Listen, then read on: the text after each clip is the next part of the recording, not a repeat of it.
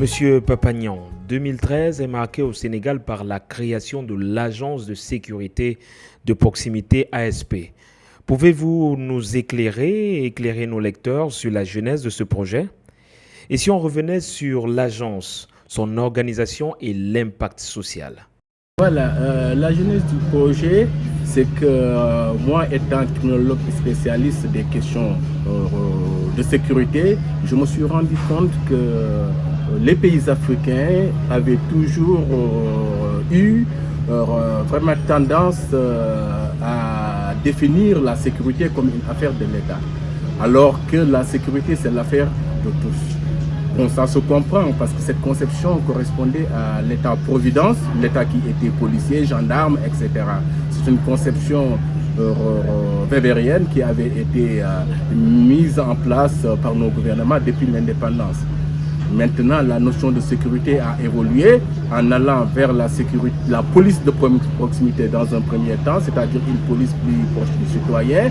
Moi, dans le cadre de ma thèse de doctorat que j'ai soutenue à Poitiers, j'avais demandé l'abandon de ce concept et dire la sécurité de proximité qui devait l'affaire de tout ce qui est transversal, qui concerne toutes les activités de la vie économique et sociale. On pourrait parler de la sécurité publique, police, gendarmerie. On pourrait parler de la sécurité civile, sapeurs-pompiers, protection civile. On pourrait parler de la sécurité industrielle, de la sécurité privée, de la sûreté et sécurité aéroportière. Ce qui veut dire quoi? Dans le cadre de ces différentes matières, on pourrait créer des emplois.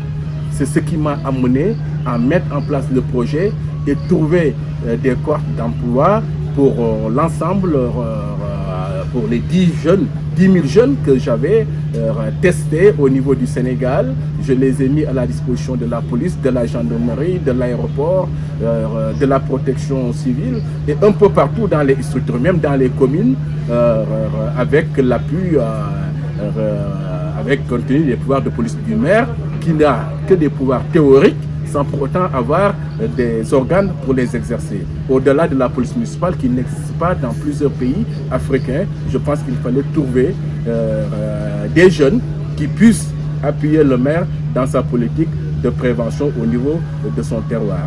Bon, partant de là, une fois le projet mis en œuvre, j'ai été nommé par le président de la République du Sénégal, directeur général de cette institution. J'ai mis en place les textes.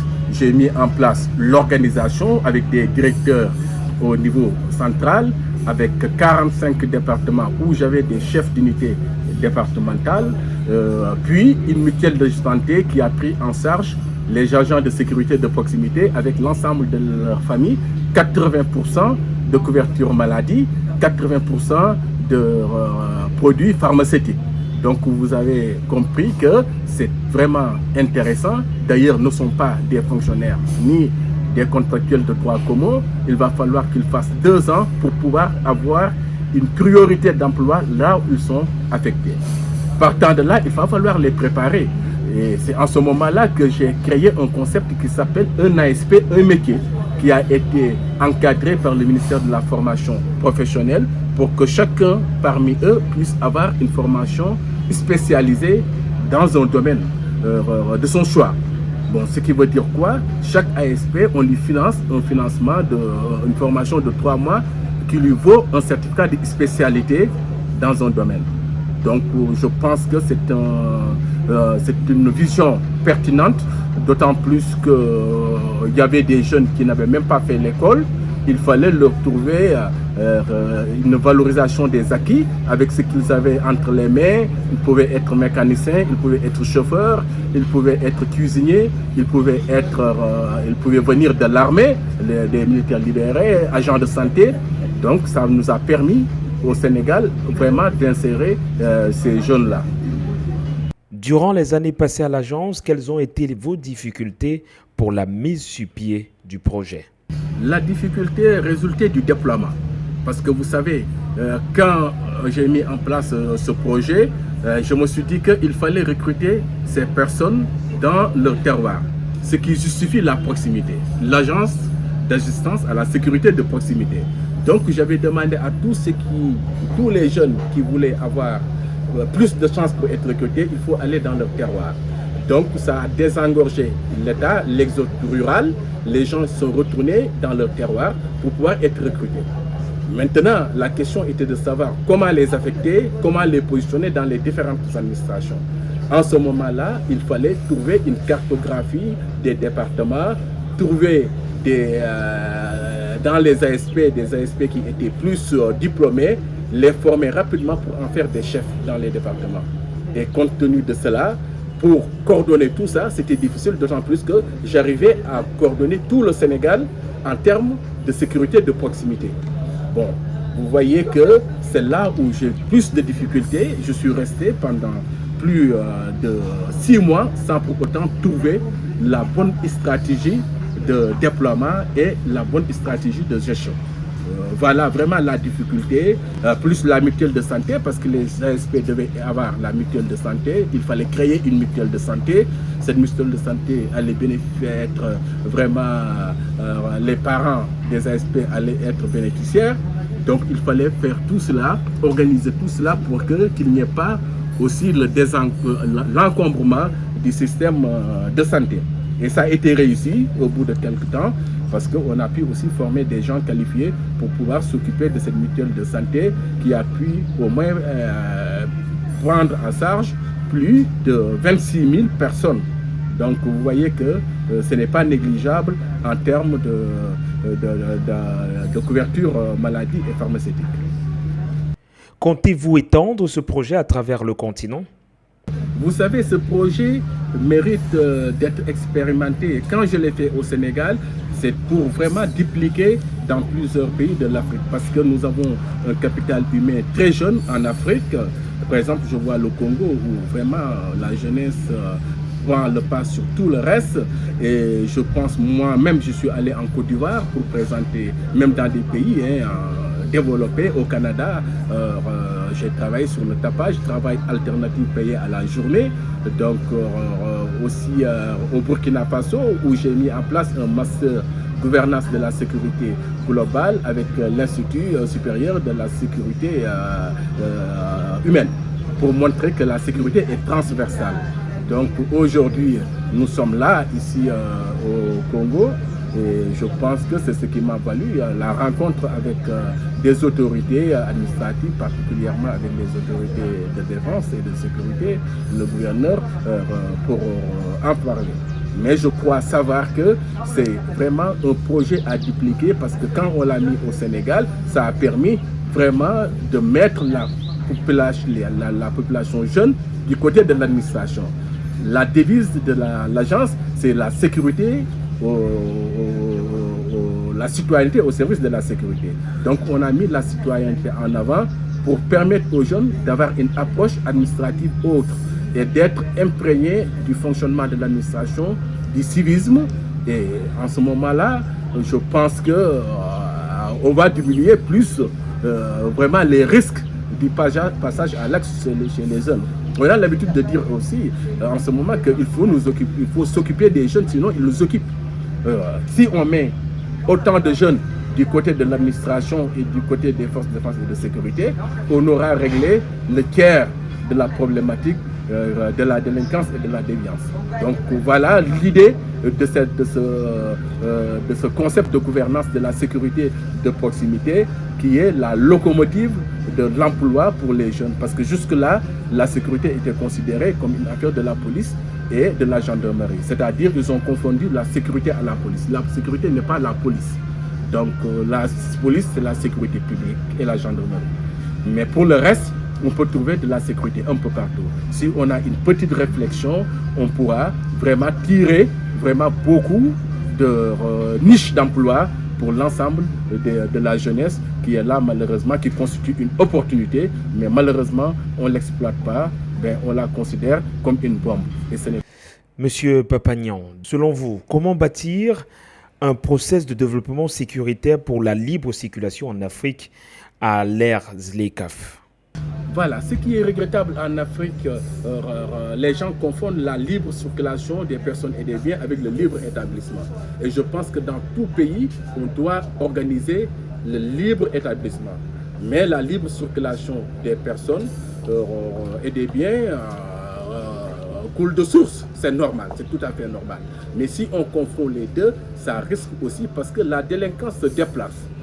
Quand on vraiment combat la délinquance dans son terroir, quand vous faites les statistiques et une étude, vous vous rendrez compte que quand il y a une bonne politique de sécurité dans un pays, le pays environnant récolte les conséquences. Parce que la délinquance se déplace.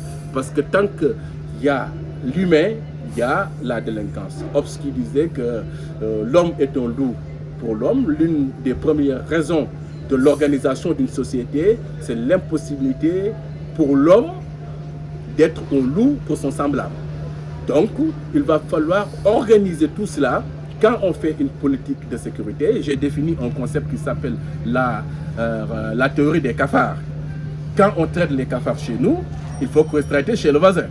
Sinon, ça se déplace chez le voisin. C'est la même stratégie qu'il faudra définir. Donc, en Afrique, il nous faut mettre en place une politique de sécurité d'ensemble, essayer d'harmoniser. Il est bienvenu, chacun gardera ses réalités sociologiques, mais il va falloir faire des concepts, mettre en place des concepts qui puissent prendre en charge le paramètre jeune. Donc voilà ce qu'il faudra faire. Nous sommes là pour pouvoir aider les décideurs à mettre en place des stratégies de gouvernance de la sécurité de proximité. J'ai publié un livre qui fait l'état des lieux depuis la mise en place de cette agence jusqu'à sa réalisation. Avant d'y quitter, j'ai fait le bilan des 7 ans de l'agence d'assistance à la sécurité de proximité. Donc il y a la matière. De la même manière, j'ai fait la cartographie de la délinquance au niveau du Sénégal, qui permet d'avoir à chaque endroit le développement de ce phénomène, la nature, la typologie de ce phénomène. Donc ça, c'est déjà un pas vers la réussite de la prévention. Parce qu'une bonne prévention résulte de la compréhension du terroir. Mais quand on va faire des rondes, naturellement, on va à l'aventure. Et puis, le fait d'étudier les choses, ça nous fera plus d'économie, d'essence, d'économie humaine, parce que on saura aller là où on a besoin d'intervenir. Donc, je pense aujourd'hui, nous avons besoin d'avoir une connaissance réelle du phénomène criminel, au lieu de rester sur le sentiment d'insécurité qui est très subjectif, qui n'est pas quantifiable. Donc, si on travaille dans le cadre du sentiment d'insécurité, la pulsion, on peut aller à côté. Alors que si on étudie bien le phénomène en mettant les jeunes en avant pour la prévention, et puis la répression restera toujours pour l'État, moi je pense que c'est une bonne répartition qui voudrait dire quoi? Qu'aujourd'hui, il nous faut une sécurité pour tous, partout, et donc pour l'ensemble des populations. Parce que la sécurité, c'est un droit fondamental. Dans toute notre constitution, on parle que la sécurité est un droit fondamental. Dès l'instant que l'État ne peut pas exercer ce droit fondamental pour tout le monde, il va falloir faire appel à la citoyenneté et à tout le monde pour vraiment avoir la paix sociale dans nos terroirs. Les populations de la Casamance ne tarissent pas d'éloges sur votre passage à la tête de ce projet. Quelle a été la recette pour parvenir à ce résultat? Oui, ce n'est pas juste personnellement les agents de la Casamance, les gars de la Casamance, les jeunes, mais c'est partout. Parce que la France est venue s'inspirer même de ce concept de gouvernance sécurité de proximité. Vous voyez, le livre, c'est préfacé par le président de Francopole, qui dit simplement, c'est pour la première fois, un concept nous vient de l'Afrique. C'est à nous de nous l'approprier pour en tirer le meilleur profit pour l'humanité. Je le cite, c'est Émile Pérez qui le dit. Donc en Casamance, on a pu réussir ce concept parce que les jeunes qui étaient désemparés, qui étaient dans la rébellion, ont pu sortir pour pouvoir vraiment prétendre à quelque chose. Parce qu'au lieu de laisser les jeunes entrer dans la gueule du loup, je pense que si on leur offre des moyens de subsistance, ils n'ont plus intérêt à être vraiment en conflit avec l'État ou avec la société. Parce que quand on met une personne à l'écart, la personne risque d'agir avec ses pulsions. C'est ça ce qui arrive malheureusement dans nos sociétés. Il va falloir donner chacun sa part dans la constitution de l'État, dans le développement, lui donner chacun sa place. Donc, ça permettra naturellement de dire aux gens que je suis concerné par la chose publique. Alors que quand on dit que vous êtes une société à part, en ce moment-là, ça crée un sentiment de frustration, ça crée un sentiment de révolte. Et malheureusement, dans certains de nos pays, les gens n'arrivent pas à cerner cet aspect de la politique criminelle qui est la prise en charge, l'anticipation, l'alerte et essayer de sensibiliser les jeunes, de leur dire que voilà, vous êtes des citoyens vraiment comme tout le monde, vous êtes des acteurs de développement, vous êtes, nous avons besoin de vous. Partant de là, le jeune n'a plus rien à faire que de rester du côté de la société, que de rester du côté de l'État. Mais si on le stigmate, là, en ce moment-là, le jeune prendra ses positions de défense.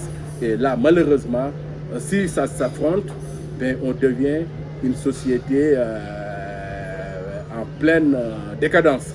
Et ça, je pense qu'il va falloir l'éviter. Nous faisons appel vraiment à tous les décideurs africains pour aller vraiment dans ce sens, d'autant plus que nous offrons notre expertise pour qu'on puisse vraiment essayer de construire dans les pays, chacun avec ses réalités sociologiques, un concept qui pourrait prendre en charge la jeunesse toute entière.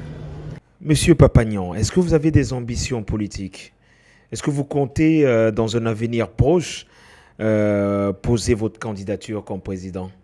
Voilà, vous savez, moi je suis vraiment candidat de la réflexion scientifique et de la cause sociale. Donc vous savez, on ne peut pas être meilleur candidat que ça parce qu'on est le candidat de tout le monde. On n'a pas un mandat pour faire ce qu'on a envie de faire, mais on n'a pas des militants pour faire ce qu'on a envie de faire. On a toute la communauté. Donc être candidat de cela, on n'a pas besoin de chercher plus loin pour pouvoir vivre dans cette société. Je pense que nous pouvons nous suffire à ça. C'est déjà un grand fardeau que l'on porte et je pense que quand on est dedans, la réflexion scientifique vraiment ne rime pas avec vraiment des considérations politiques. Donc quand on veut garder sa liberté, je n'ai jamais eu de carte de membre d'un parti politique, ni d'être dans un truc politique. Donc aujourd'hui, je suis avec le peuple, je suis avec la réflexion scientifique et je pense que ça suffit, ça suffira à nos communautés pour pouvoir quand même apprécier à juste titre ce que je suis. Si vous disiez un mot pour le magazine. Oui, mais je salue le magazine d'autant plus que je pense que je suis d'autant plus panafricaniste. Donc quand je vois un magazine qui montre ce qui se passe économiquement dans les terroirs, qui montre les modèles de développement et les modèles de société, je pense que nous ne pouvons que lui accorder un grand crédit.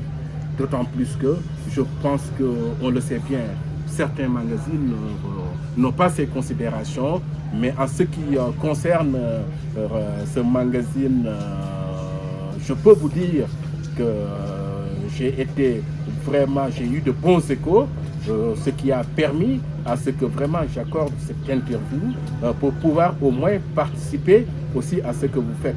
Parce que je pense que nous avons les mêmes préoccupations. Si toutefois que nous rassemblons notre effort, je pense qu'on pourra vraiment soulever des montagnes. Merci. Merci.